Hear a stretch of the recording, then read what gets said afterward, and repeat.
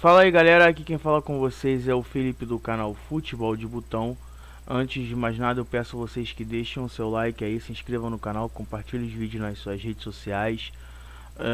E hoje é dia de série aqui no canal sobre a história de Copas do Mundo.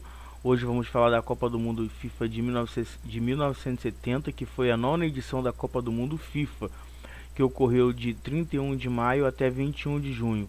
A competição conquistada pelo Brasil foi sediada no México, tendo partidas realizadas na cidade de Guadalajara, León, Cidade do México, Puebla e Toluca.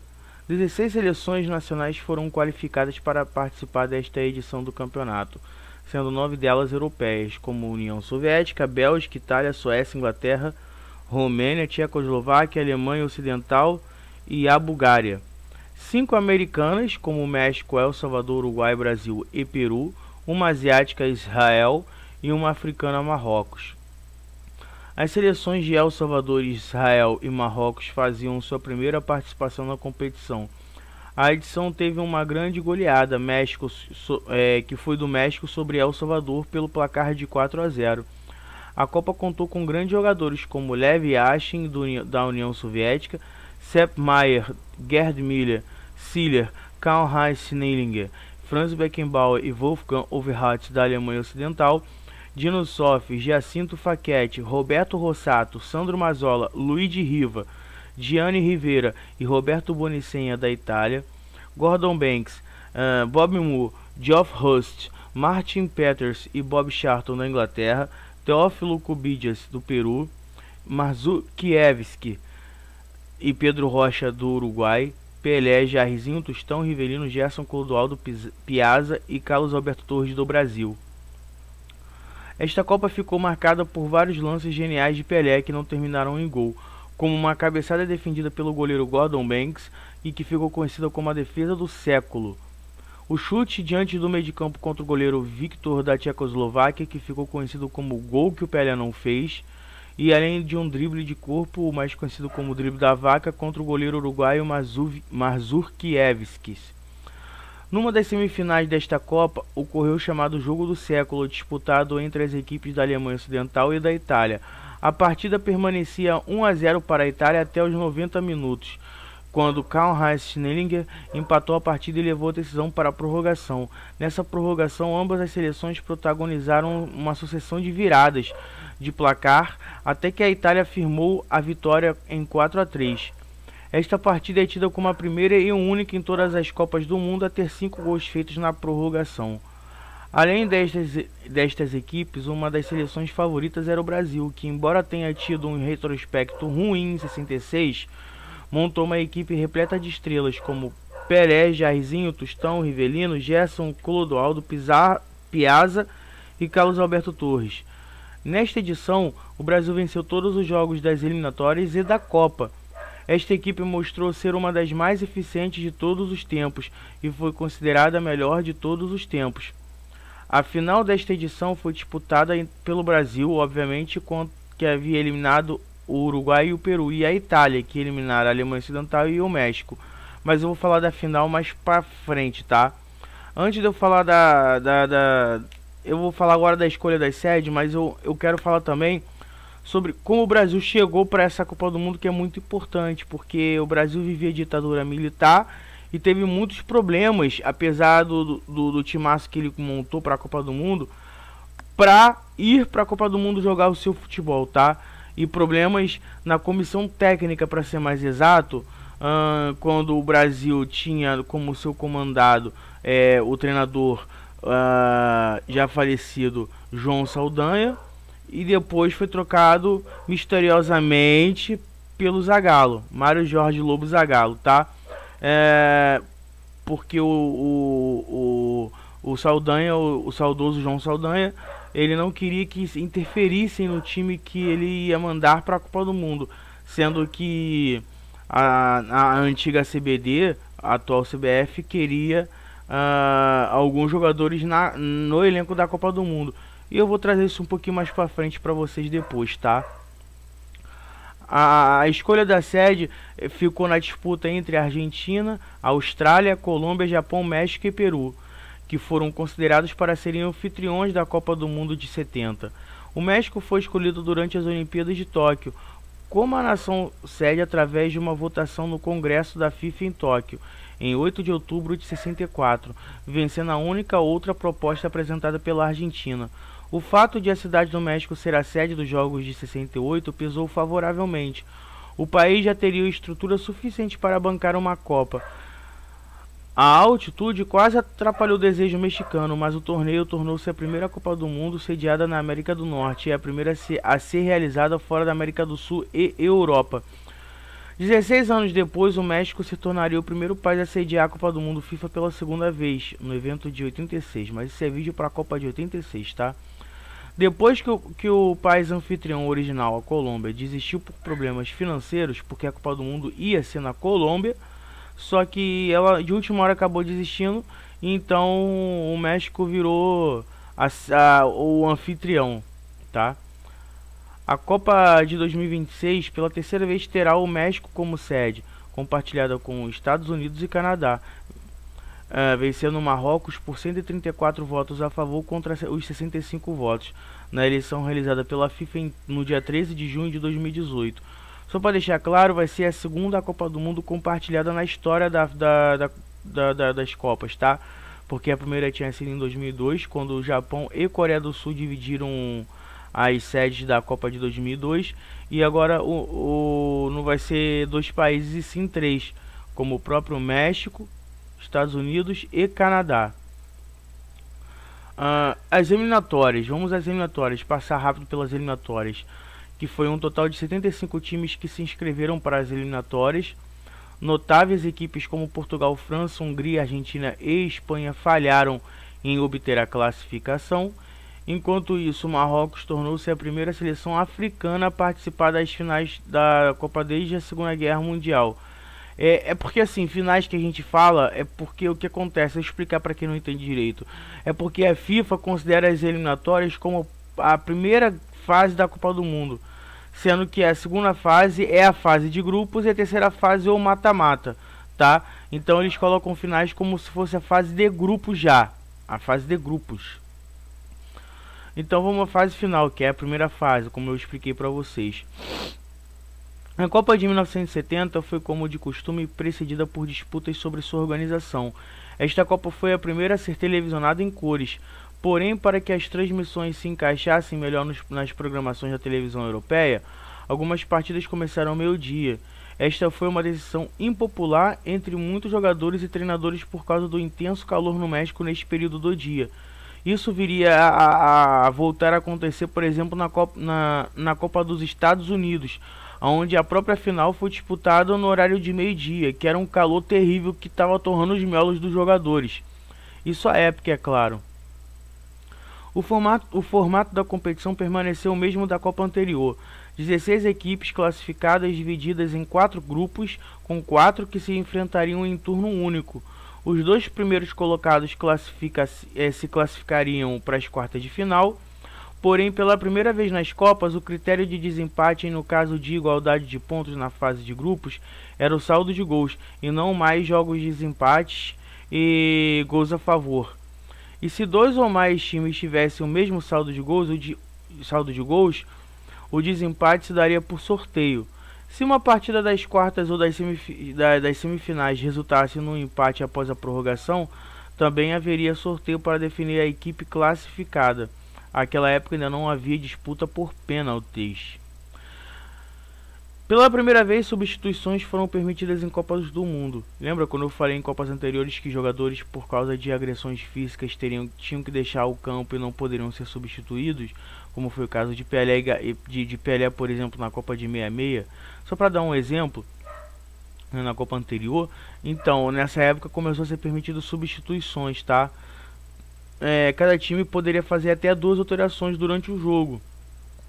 A União Soviética foi o primeiro time a ser utilizado o expediente contra o México na partida de abertura. Viktor Serebryanikov foi o primeiro jogador a ser substituído, pois Anatoly Puzak entrou em seu lugar após os 45 minutos iniciais. Esta Copa também foi a primeira a apresentar o uso dos cartões amarelo e vermelho para advertências e expulsões respectivamente. Note que as advertências e expulsões já existiam antes de 70. 5 cartões amarelos foram mostrados na partida de abertura entre México e União Soviética, enquanto nenhum cartão vermelho foi mostrado em todo o torneio. Deveria. Teve uma partida do Brasil, agora eu não lembro qual, na Copa do Mundo, que o Rivelino deu uma entrada criminosa no adversário, em que nem a maneira ele tomou, tá? Mas que merecia o vermelho, merecia. Hoje em dia seria considerado uma verdadeira agressão.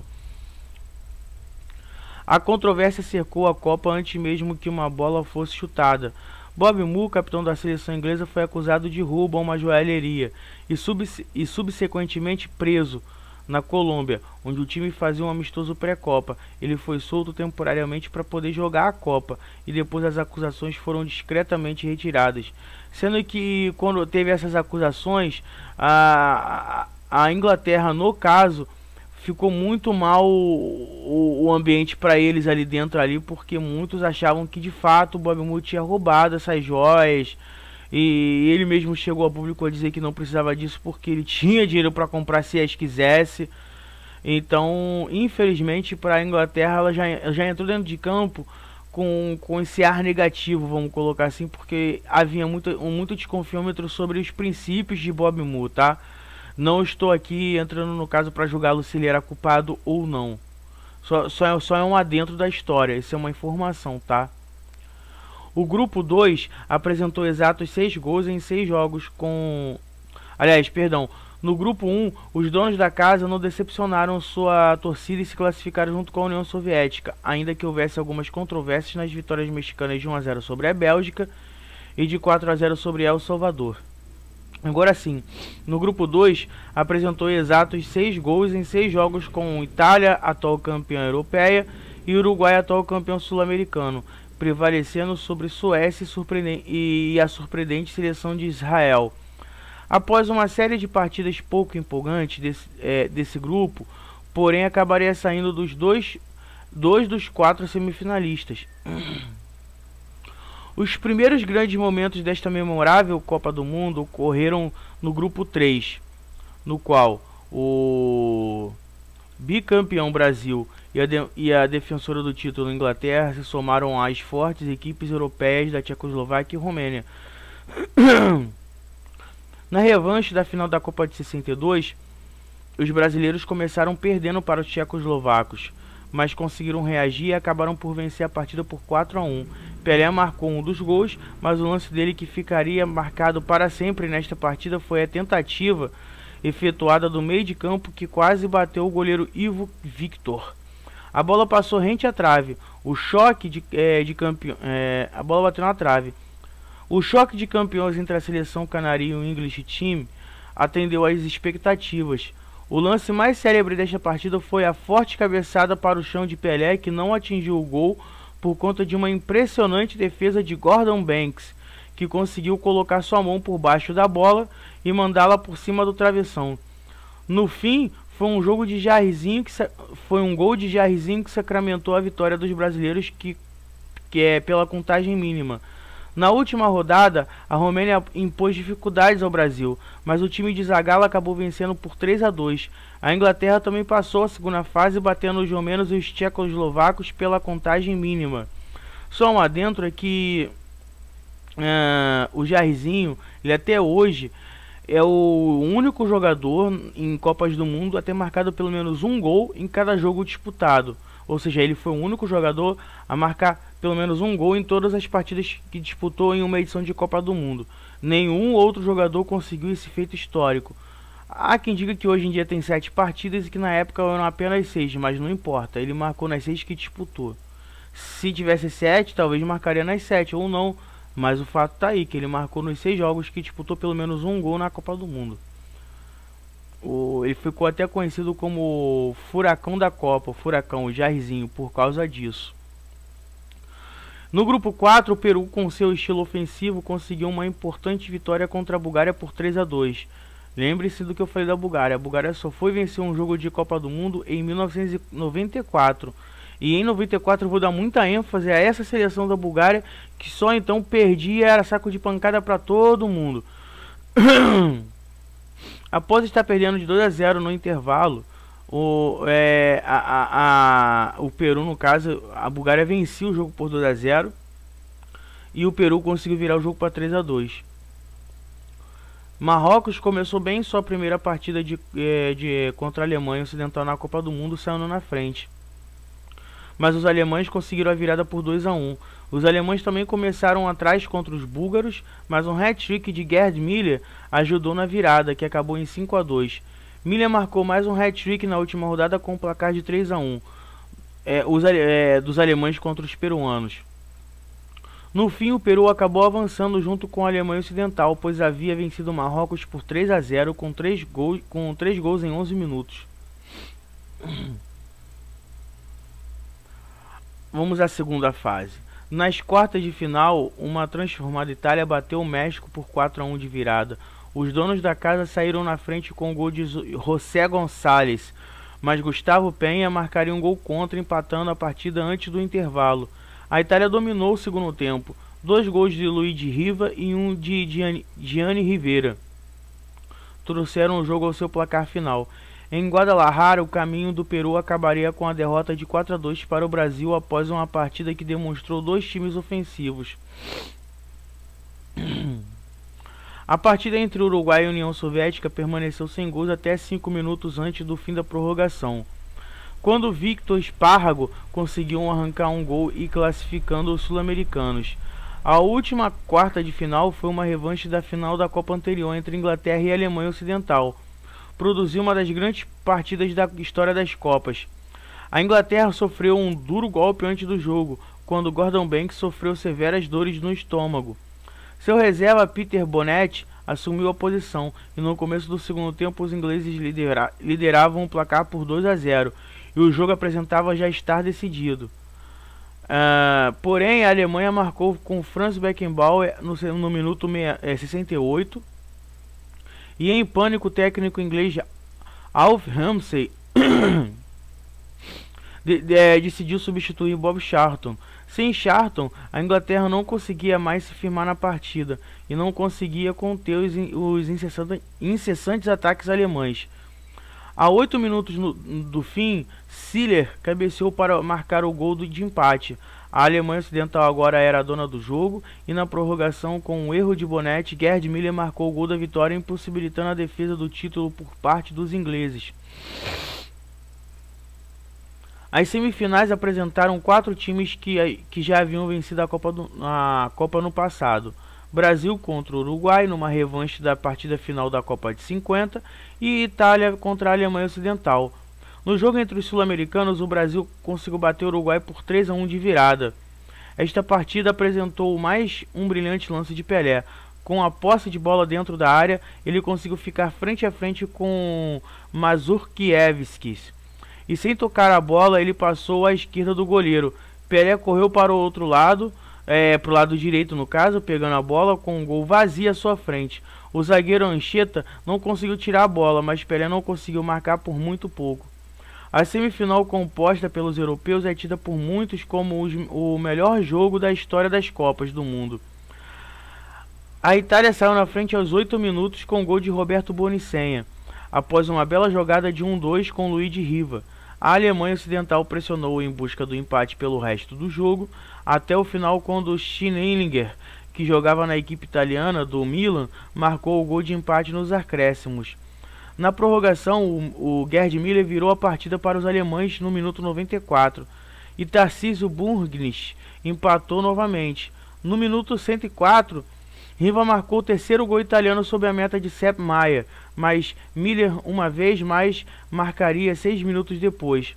A direção de TV ainda estava mostrando a repetição desse gol quando o meio-campista italiano Gianni Rivera, desmarcado perto da marca do pênalti, voleou um belo cruzamento de Bonicé para o gol da vitória no minuto 111. Agora é uma informação mostrada de curiosidade para essa partida em si, entre Alemanha e Itália, tá? Entre Itália e Alemanha, que foi sobre o Franz Beckenbauer, que jogou parte da partida com uma clavícula quebrada após tentar simular uma falta na prorrogação. Como Helmut Sohn, técnico da Alemanha Ocidental, já havia feito as 2 substituições permitidas, Beckenbauer ficou com o braço numa tipóia. A partida é tida como o jogo do século, também conhecido como a partida del século na Itália e Jahrhundertspiel na Alemanha. É complicado de falar esses nomes, cara, vocês não fazem ideia. Um monumento no Estádio Azteca, na cidade do México, homenageia o jogo. A Alemanha Ocidental conseguiu o 3º lugar ao bater o Uruguai por 1-0. Ó, eu vou falar da final, apesar de todo mundo saber que o Brasil foi o primeiro tricampeão nessa partida contra a Itália. Um adentro, tá? Ou melhor, 2 adentros que eu fiquei de falar pro final do vídeo. Eu vou falar antes de eu fazer uma leitura para vocês do que foi essa final. Primeiro, há quem diga, comentaristas da época ou comentaristas contemporâneos, que perdão, que a Itália perdeu do jeito que perdeu para o Brasil por 2 motivos. Primeiro, o Brasil foi a única seleção que realmente se preparou para jogar na altitude, além dos mexicanos, tá? Então o Brasil ganhava os jogos no segundo tempo. Tá. O Brasil ganhava os jogos no segundo tempo. Então a Itália jogou bem o primeiro tempo. A Itália cansou no segundo tempo e o Brasil passeou dentro de campo, tá? O Brasil, todo mundo sabe que o Brasil venceu a Itália por 4-1. E o segundo adentro dessa partida foi de que dizem também, foi onde eu falei que diziam que a Itália também, além desse fato do Brasil ganhar os seus jogos no segundo tempo, todos os jogos da Copa do Mundo pela forte preparação física que foi feita para os jogadores por parte da comissão técnica, foi pelo fato da Itália ter enfrentado uma prorrogação muito cansativa frente à Alemanha, onde precisou buscar o resultado do jogo dentro da prorrogação para poder se classificar. Então, da onde viesse o adversário do Brasil entre Itália e Alemanha, no caso a Itália, viria uma seleção completamente destruída no sentido físico, tá? E foi basicamente o que aconteceu. Você juntar uma equipe que não que está cansada por um jogo exaustivo que teve numa semifinal, com uma outra seleção que tem um preparo físico gigantesco no bom sentido da palavra, causou esse choque de realidade numa final em que o primeiro tempo foi até equilibrado, mas no segundo tempo a seleção mais cansada, não conseguiu ver a cor da bola. Eu tô falando da Itália. Agora, em relação ao Brasil, que com todos os méritos foi tricampeão, que reuniu os melhores jogadores da época em uma seleção, ao meu ver, assim, os melhores jogadores da época, eu digo brasileiros, tá? Porque se você fosse reunir com os outros da época, claro que teria estrangeiros, porque o Brasil, ele por mais que tivesse um espetáculo de seleção, não eram todos os jogadores que eram da elite do futebol à época, é claro. Fato de que é o seguinte, sobre ditadura militar, o Brasil ia jogar essa Copa do Mundo, tá? A época da Copa de 70, aqui no Brasil, como em muitos países da América Latina, se plantava a ditadura militar, e aqui no Brasil não foi diferente. A ditadura militar acabou em 85 com a eleição do Tancredo Neves. Vejam que eu estou colocando em aspas esse final da ditadura com direta já, mas em 70 era o auge, tá? Era o auge da ditadura militar, e aonde até na CBD, antiga CBF, se você não faz o que eu mando, você não é bem-vindo na minha seleção. O Brasil jogou todas as eliminatórias comandadas pelo João Saldanha, e quando ele foi fazer a convocação para a Copa do Mundo, a ordem era convoque o Dadá Maravilha. E ele disse que não iria levar o Dadá Maravilha para a Copa do Mundo, pois na visão dele, ele achava o Dadá Maravilha um jogador fraco, de baixo nível. Ele não iria levá-lo. Então, o Brasil, que à época era conhecido como as Feras de João Saldanha, e foi campeão com esse apelido, as Feras de Saldanha, O Saldanha foi deposto do seu cargo como treinador, tá? A, a palavra certa, nua e crua, é que o João Saldanha, ele foi deposto do seu cargo de treinador, de técnico da seleção brasileira. Não é que ele foi demitido ou ele pediu demissão, não, ele foi deposto.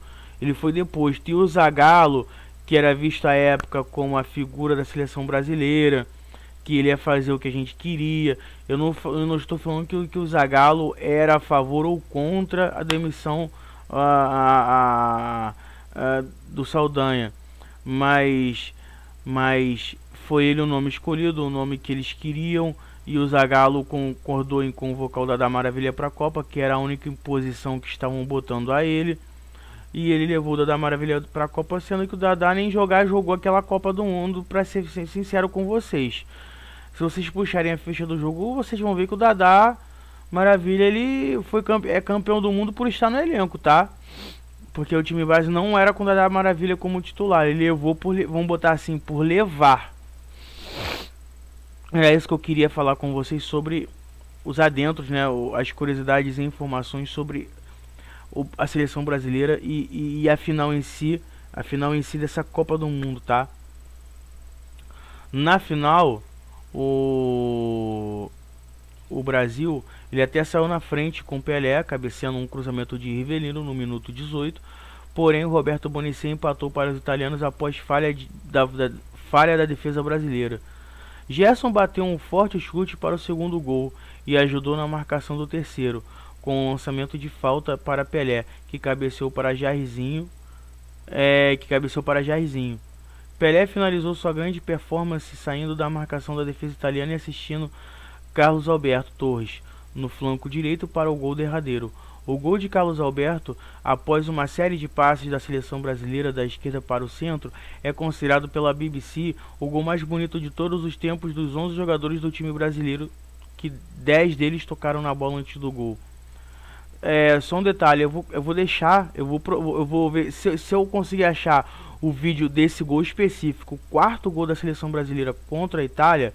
Eu vou deixar na descrição do vídeo para vocês poderem acompanhar um link, para vocês poderem acompanhar a jogada do gol.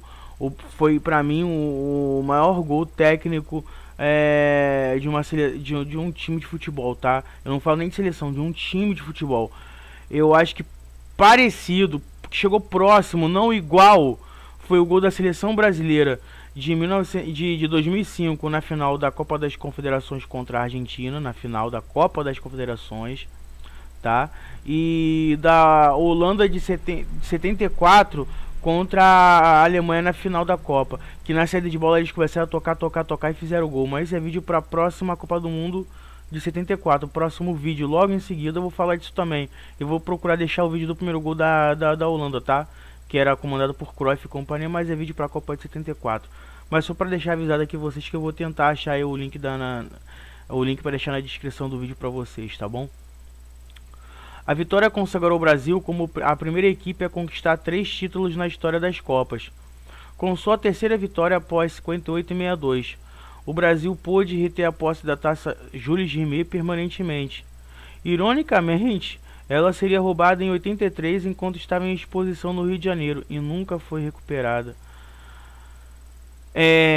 Dizem que quem roubou a taça foram alguns argentinos, tá? Eu não posso chegar aqui e falar pra vocês que isso é um fato, mas jornais da época afirmam que quem roubou essa taça foram ladrões argentinos com alguns brasileiros, e que a taça foi derretida e por isso ela nunca foi achada. Mas alguns jogadores dessa época de 70 têm a réplica da taça, mas a réplica não é a original, né? O técnico brasileiro Mário Jorge Lobo Zagallo foi o primeiro futebolista a se tornar campeão mundial como jogador em 58 e 62 e como técnico, e Pelé encerrou sua carreira nas Copas do Mundo como o primeiro e até agora único vencedor por 3 vezes, 58, 62 e 70.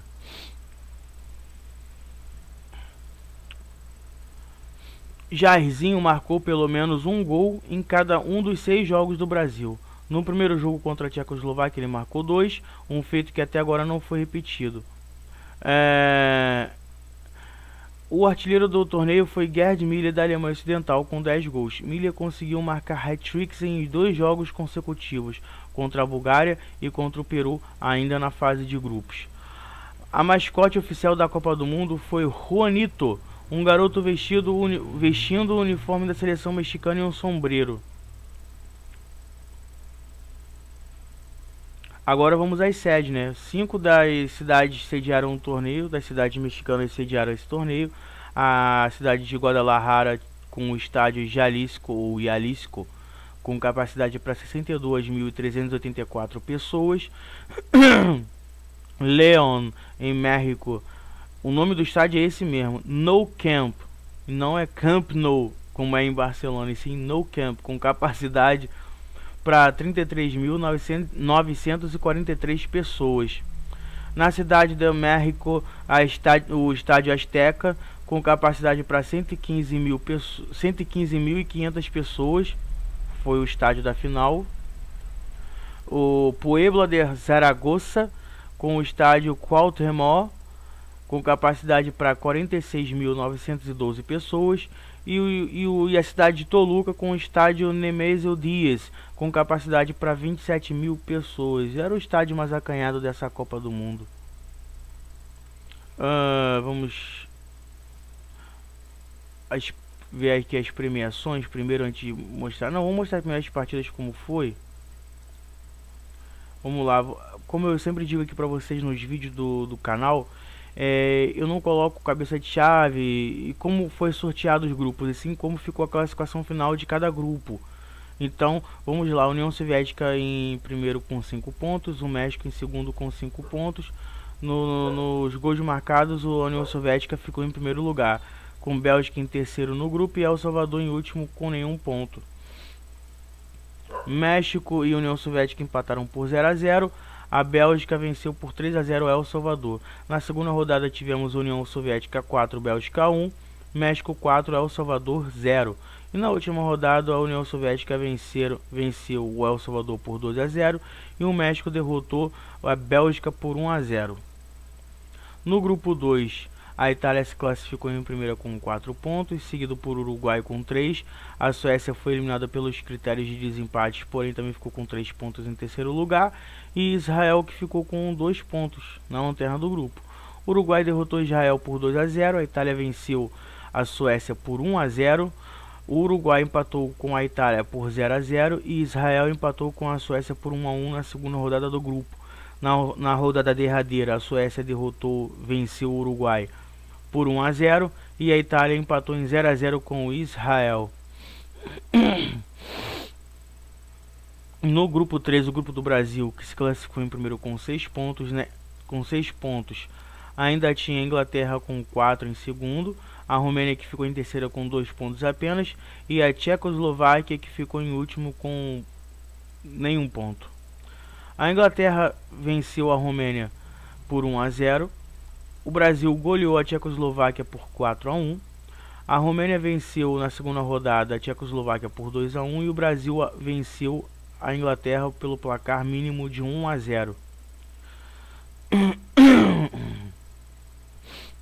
O Brasil, na última rodada, derrotou a Romênia por 3 a 2 e a Inglaterra venceu a Tchecoslováquia por 1 a 0.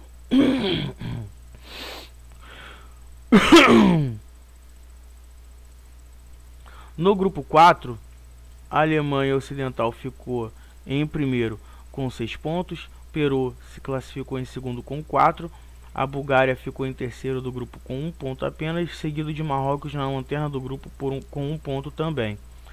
Peru derrotou a Bulgária por 3 a 2, a Alemanha Ocidental venceu Marrocos por 2 a 1. Peru derrotou Marrocos por 3 a 0 e a Alemanha Ocidental derrotou a Bulgária por 5 a 2. A Alemanha Ocidental na última rodada venceu o Peru por 3 a 1 e o Marrocos empatou com a Bulgária por 1 a 1. Então vamos às quartas de finais. Nas quartas de finais, o Uruguai venceu a União Soviética por 1 a 0. O Brasil derrotou o Peru por 4 a 2. A Itália goleou o México por 4 a 1. E a Alemanha Ocidental derrotou a Inglaterra por 3 a 2. O Uruguai perdeu para o Brasil na semifinal. O Brasil eliminou o Uruguai por 3 a 1. E a Itália venceu no, como é conhecido, o jogo do século, como eu disse para vocês aqui, a Alemanha Ocidental pelo placar de 4-3. Na decisão do terceiro lugar, a Alemanha Ocidental ficou com o terceiro lugar, derrotando o Uruguai por 1-0. E na grande final, deu Brasil 4, Itália 1. Brasil foi o primeiro tricampeão do mundo na história das Copas.